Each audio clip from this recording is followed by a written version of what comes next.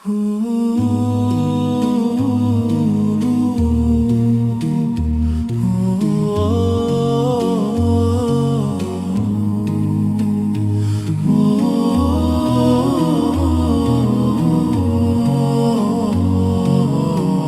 আলাইকুম ওরহমতুল্লাহি ওবারাকাতু।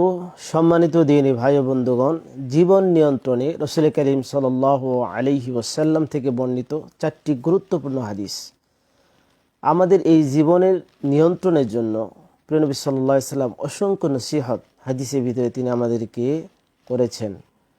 এমন 4টি হাদিস যা আমাদের প্রত্যেকের জীবনের জন্য অনেক গুরুত্বপূর্ণ। এর ভিতরে অনেক দিক নির্দেশনা প্রিয় নবী সাল্লাল্লাহু আলাইহি ওয়াসাল্লাম আমাদের জন্য দিয়েছেন। ছোট্ট বাক্য কিন্তু অনেক গুরুত্বপূর্ণ। প্রথম নম্বর, একটি হাদিসে প্রিয় নবী সাল্লাল্লাহু আলাইহি ওয়াসাল্লাম আমাদের জীবনের যে জবানকে নিয়ন্ত্রণে একটি নসিহত তিনি করেছেন। ক্বালা রাসূলুল্লাহ সাল্লাল্লাহু আলাইহি ওয়াসাল্লাম, মান কানা ইউমিনু বিল্লাহি ওয়াল ইয়াউমিল আখির ফালিয়াকুল খায়রান আও লিয়াসমুত। এই হাদিসটি সহিহ বুখারী এবং সহিহ মুসলিমে আসছে। রাসূল করিম সাল্লাল্লাহু আলাইহি ওয়াসাল্লাম বলেন, যে ব্যক্তি আল্লাহ এবং আখিরাতের উপর ঈমান রাখে সে ভালো কিছু বলবে, নয়তো চুপ থাকবে। অনেক গুরুত্বপূর্ণ বিষয়। মানুষের এই জবান দ্বারা অনেক গুনাহ হয়, কিন্তু এই জবানকে কন্ট্রোল করার জন্য এর থেকে বড় আর নসিহত কী হতে পারে? প্রিয় নবী সাল্লাল্লাহু আলাইহি ওয়াসাল্লাম বলেন যে ভালো কিছু যদি জানে ভালো কিছু বলবে, নইলে চুপ থাকবে। বাস, এর মাধ্যমে মানুষের জবানকে কন্ট্রোল করা সম্ভব। কারণ এই জবানের মাধ্যমে মানুষের অনেক অকল্যাণ এসে যায়। এজন্যই জবানকে কন্ট্রোলের জন্য সবথেকে গুরুত্বপূর্ণ এই নসিহতটা আমাদের সকলের জন্য জরুরি। ভালো কিছু যদি জানি তাহলে বলবো, নাহলে চুপ থাকবো, বাস। নাম্বার 2, প্রিয় নবী সাল্লাল্লাহু আলাইহি ওয়াসাল্লাম অনর্থক কাজ থেকে, অনর্থক বিষয়কে ছেড়ে দেওয়া, যেটা প্রয়োজন নেই। এক হাদিসে প্রিয় নবী সাল্লাল্লাহু আলাইহি ওয়াসাল্লাম কথাটাই বলেছেন, যে হাদিসটি সুনান তিরমিজির ভিতরে আসছে।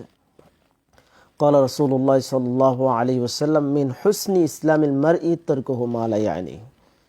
মানুষের জন্য ইসলামের সৌন্দর্যই হলো অনর্থক বিষয়গুলোকে ছেড়ে দেওয়া, যেটা প্রয়োজন নেই।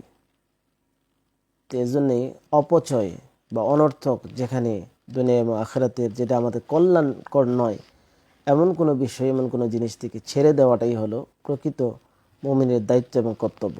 এই হাদিসটাও আমাদের জীবনের জন্য গুরুত্বপূর্ণ। যেটা আমার জন্য প্রয়োজন না, আমার উপকার আসবে না, দুনিয়া এবং আখিরাতে আমার কোনো কল্যাণ নেই যার ভিতরে, এগুলো আমরা কখনো গ্রহণ করব না, এগুলো ছেড়ে দেব।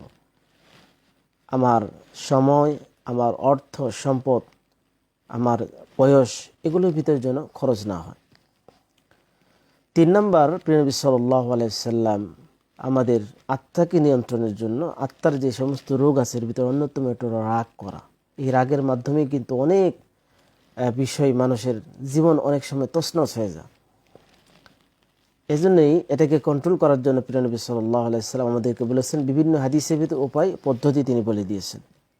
যেন রাগকে কন্ট্রোল করতে পারলে এটার দ্বারা অনেক জীবনের অনেক বিষয় থেকে মানুষ হেফাজতে থাকে। প্রিয় নবী সাল্লাল্লাহু আলাইহি ওয়াসাল্লামের এক হাদিসের ভিতরে, যে বুখারীতে আসছে, আন্না রাজুলান ক্বালা লিন নবী সাল্লাল্লাহু আলাইহি ওয়াসাল্লাম আওসিনি। এক ব্যক্তি রাসূল করিম সাল্লাল্লাহু আলাইহি ওয়াসাল্লামের কাছে বললেন, ইয়া রাসূলুল্লাহ, আমাকে ওসিয়ত করুন, নসিহত করুন। ক্বালা লা তাগযাব। রাসূল করিম সাল্লাল্লাহু আলাইহি ওয়াসাল্লাম শুধু একটা বাক্য ব্যবহার করেন, তুমি রাগ করিও না। ফারাদ্দাদ মিরারান, কয়েকবার বললেন, তারপরও প্রিয় নবী সাল্লাল্লাহু আলাইহি ওয়াসাল্লাম বললেন, লা তাগযাব, তুমি রাগ করিও না। দেখেন, নবী সাল্লাল্লাহু আলাইহি ওয়াসাল্লাম সাহাবায়ে কেরামকে এই বিষয়টি তিনি জানতেন আল্লাহর পক্ষ থেকে। তিনি এই কোন সাহাবীর ভিতরে কি আমলটার ভিতরে কমতি রয়েছে, প্রিয় নবী সাল্লাল্লাহু আলাইহি ওয়াসাল্লাম ওই বিষয়টি তিনি তাকে সতর্ক করতেন। এই জন্য তাকে বারবার ওসিয়তের ব্যাপারে জিজ্ঞাসা করার পরেও প্রিয় নবী সাল্লাল্লাহু আলাইহি ওয়াসাল্লাম তিনি বললেন, লা তাগযাব, তুমি রাগ করিও না। এটাও আমাদের জিন্দেগির জন্য অনেক গুরুত্বপূর্ণ বিষয়। জীবনকে কন্ট্রোল করার জন্য, জীবনের নিয়ন্ত্রণের জন্য রাগকে কন্ট্রোল করা। এর মাধ্যমে অনেক সময় অনিয়ন্ত্রিত রাগের মাধ্যমে মানুষের জীবন তছনছ হয়ে যায়। এই জন্যই আমাদের জিন্দেগির জন্য এই হাদিসটা অনেক গুরুত্বপূর্ণ। 4 নম্বর যে হাদিসটি, প্রিয় নবী সাল্লাল্লাহু আলাইহি ওয়াসাল্লাম আমাদেরকে যে বিষয়টি বলেছেন, আমাদের قال رسول الله صلى الله عليه وسلم لا يؤمن أحدكم حتى يحب لأخيه ما يحب لنفسه। প্রিয় নবী সাল্লাল্লাহু আলাইহি সাল্লাম এই হাদিসে বলতেছেন ততক্ষণ পর্যন্ত মুমিন হতে পারবে না যতক্ষণ পর্যন্ত মুমিন ব্যক্তি সে নিজের জন্য যেটা পছন্দ করে সেটা অপর ভাইয়ের জন্য পছন্দ না করবে। অনেক গুরুত্বপূর্ণ বিষয়। আমি আমার জন্য যেটা পছন্দ করি সেটা অন্যের জন্য যতক্ষণ পর্যন্ত পছন্দ না করব ততক্ষণ পর্যন্ত মুমিন হওয়া যাবে না। অনেক গুরুত্বপূর্ণ চিন্তার বিষয়।